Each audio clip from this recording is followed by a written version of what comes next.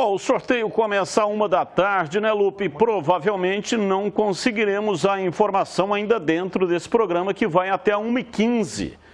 A menos que, tá aí, seja de início o sorteio do pote da Ponte.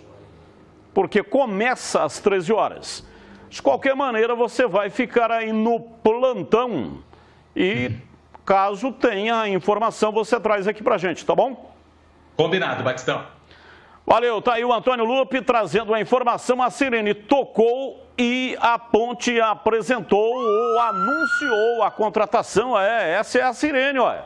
Toda vez que contrata um jogador, a Sirene toca Luca. Está de volta, 61 jogos com a camisa da Macaca, marcou 24 gols em 2017. Vamos analisar aqui a chegada do Luca. O Marco Eberlin havia dito pra gente que ia ter uma cereja do bolo. Cereja do bolo. Foi isso que ele disse na entrevista que nos concedeu aqui no dia 27 de dezembro. O Luca, o CH, pode ser considerado a cereja do bolo? Pode ser considerado reforço. Ele tem estrutura, parte técnica, currículo para chegar e falar assim, nossa, aqui é o seguinte, o ataque da Ponte é Moisés e Luca. Pode ser até um terceiro jogador, eu não sei como é que a Ponte vai jogar. Como a Ponte contratou um monte de volante, eu acho que vai no 4-4-2 esse ano, vai ser diferente de 21. Isso é palpite. Palpite, eu não tenho nenhuma informação. De qualquer maneira, gosto, acho que ele vai... Eu espero, né, Batista? Porque você fez essa pergunta na sexta tarde para mim. Foi aquele episódio que aconteceu, eu espero que isso... seja esquecido pela torcida, porque esse moço com a camisa da Ponte, para mim, deu conta do recado, deixou saudade. E eu acho que ele tem condição técnica suficiente para jogar como titular e ajudar muito a Ponte. E tem um aspecto que eu acho que faz muita diferença. O Luiz Fabiano teve determinante participação para o retorno dele. Eu não tenho nenhuma dúvida disso. Ele está voltando para o carinho dos amigos e também para o carinho da torcida, sim, que gosta muito do futebol do Luca. Que ele esteja feliz, Batista, porque bola ele sabe jogar. Tigrão, a mesma pergunta para você, né? Se você considera Luca a cereja do bolo e também como que ele vai se encaixar nesse time. A Ponte está sem centroavante, né? Tem o Josiel aí, parece que renovou o contrato, mas não é também esse centroavante. Aliás, fez uma péssima campanha, marcou um gol aí no último jogo, quando a partida já não valia, quando o campeonato para a Ponte já não valia mais nada. Então, como é que vai se encaixar? Porque o Luca também é Josiel o Cruel, né? Segundo Antônio Lupe, Josiel o Cruel. Porque o Luca também não é centroavante. Não é, mas uma Ponte tem o centroavante, né? Pode ter o Pedro Júnior. Que veio do Vila. Pedro Júnior, pivô, especialista em grande área. Jogador que também flutua, mas é referência. Eu acho que Moisés de um lado, fazendo uma diagonal de um lado, o Luca do outro, de vez em quando sai o Pedro Júnior, o Luca entra, né, faz essa inversão. É um cara que, você está vendo aí quantos gols de dentro da área que nós estamos mostrando aí. Teve uma fase esplendorosa em 2017 na Ponte, marca gol de cabeça, marca gol de canhota, de direita, olha aí, ó. Isso é contra o Palmeiras, ó. Então, eu vou dizer para o seu negócio, para mim é cereja do bolo, sim. E se o Gilson Kleina, mesmo com a grande quantidade de opções para jogar no meio-campo, especialmente como volante, se ele optar em jogar no 4-3-3, eu acho que vai começar com Moisés, Pedro Júnior e Luca. Se ele inventar um 4-4-2, cabe o Luca um pouco mais para trás. Porque o Luca não é um atacante de área, apesar de finalizar muitíssimo bem. Se precisar do Luca fazer essa transição meio-campo-ataque, ele sabe fazer essa função e vai fazer a aproximação para bater no gol.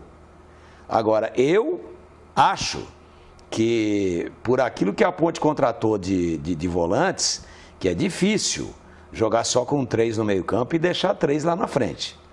Tendência é que possa ser mudada essa plataforma tática para uma espécie de 4-4-2.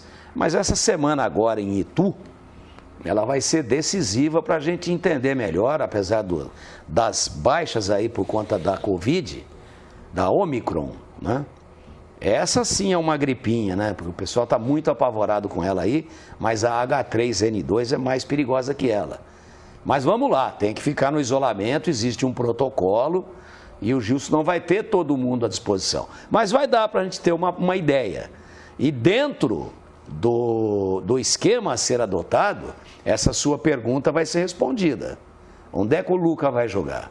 Joga mais atrás, vindo com a bola, joga mais adiantado, fazendo uma beirada barra diagonal, e aí de repente joga com 3 volantes, dando liberdade para um deles, que pode ser, por exemplo, o Matheus Jesus, que chega bem à frente, ou de repente ele muda completamente isso daí e faz algo fora de tudo isso que nós estamos dizendo aqui e tentando projetar. Tudo isso é o tempo que vai dizer. São esses próximos treinamentos e especialmente, se tiver todo mundo à disposição, claro, a estreia contra o Palmeiras. Mas que é a principal contratação, sem menosprezar aqui o cartel do Dedé, um jogador de nível de seleção brasileira, mas o Dedé ainda é aquele ponto de interrogação, aquela incógnita da parte médica, parte atlética. Já o Luca, chegando inteiro, é ele mais 10, né? Então, eu acho que a Ponte pode sim comemorar o seu torcedor, a chegada do Luca como a principal contratação da Ponte até agora. E eu estava dizendo que pode ter uma surpresa tática, uma mudança fora de tudo isso que nós estamos falando aqui, por exemplo, com o Matheus Anjos, fazendo esse 4º homem de meio campo aí, ao lado de 3 volantes, ou fazendo o 3º de meio campo para manter o 4-3-3. Mas é prematuro ainda para dizer. Verdade é que o Luca é sim a cereja e a principal contratação até agora para a temporada 22. A Sirene tocou hoje, mas o Luca já treinou com o elenco de profissionais do time da Macaca, que está em Itu, se preparando para o Campeonato Paulista. Começa dia 26 contra o Palmeiras no Allianz Parque. Ô Batista, eu tive uma dúvida no boletim agora na Rádio Bandeirantes. Você me permite fazer uma pergunta para o Antônio Lupe? Ele está lá no plantão, né? Ele está acompanhando lá, porque daqui a pouco, 1h da tarde, tem o sorteio da Copa do Brasil. E hoje à noite tem Faustão na Band. É o seguinte, hoje você acabou de dizer na Rádio Bandeirantes que tem mais 3 novos infectados, mas que esses novos infectados estão com o grupo lá. A pergunta, eu entendi bem, como é que está isso, Lupe? Não, quem está infectado está em isolamento, aqui em Campinas. Eles não viajaram com a delegação. Quando tiver o tempo mínimo de isolamento e com o resultado negativo, esses jogadores viajarão até Itu no decorrer da semana ou até mesmo na semana que vem desses novos casos. Mas todos estão cumprindo isolamento ainda. Mas e a segunda pergunta, rapidinho, porque eu não posso esquecer disso. Você também falou de salários atrasados. Foi pago na sexta, Lupe? O presidente Eberlin tinha prometido, né, que estava buscando recursos. 3 salários estavam em aberto com os funcionários, né, do mês de novembro, dezembro e 13º, foi pago o mês de novembro. Bom, já dá um refresco aí, a gente espera que logo esteja tudo em ordem, tudo em dia, porque não é fácil, né? O cara que trabalha precisa receber e existe uma herança aí de momentos muito difíceis no ano de 2021. Mas a pergunta que eu ia fazer é outra. Desses 3 novos casos de teste PCR positivo, nós temos o Cruel, Cruel é um. Cruel é um. Não está no time base. Não dá. Não está. Vai ser opção, né? Mas não pode ser considerado titular. Aí tem o Cleilton, que está fora ainda por um bom tempo, por conta da cirurgia. E o terceiro, quem é? É o Matheus Jesus. O Matheus Jesus está no radar dos titulares. Então, dessas 3 baixas novas, a mais importante, sem, claro, deixar de ver o lado humano, da preocupação, do sofrimento de quem fica doente, de quem tem que ficar isolado, mas só falando tecnicamente de um possível time base, possível ainda, tem nada confirmado, acabamos de dizer aqui, o Matheus Jesus é a principal baixa. Os outros 2, um nem está nos planos para início agora por conta da contusão, o zagueiro Cleilton, e o Josiel vai tentar cavar um lugarzinho aí, mas ele não é cotado também para iniciar como titular.